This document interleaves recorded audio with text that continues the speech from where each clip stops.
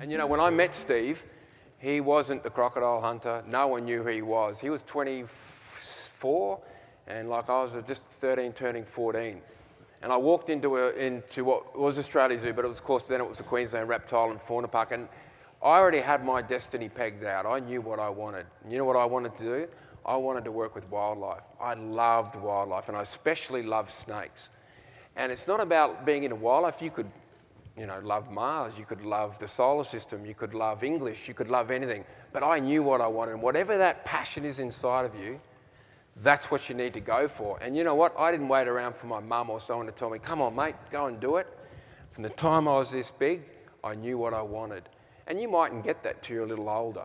But you know what? Anything you do, you just do it with passion, and guess what? Everything will work itself out and you'll end up going in the right direction. So as a little bloke, I was into snakes. I was catching snakes all over the place.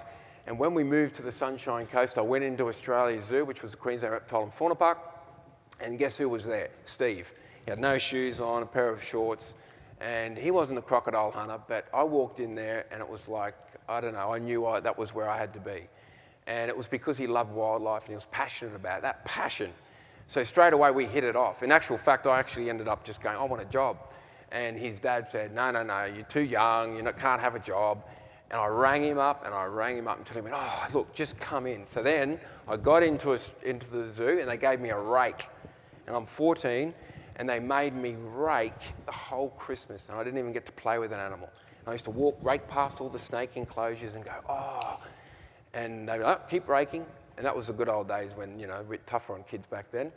And they made me rake and rake and rake. And then in the end, they seen that I was there and I was passionate about it. And they started to go, oh, well, now you can play with the snakes.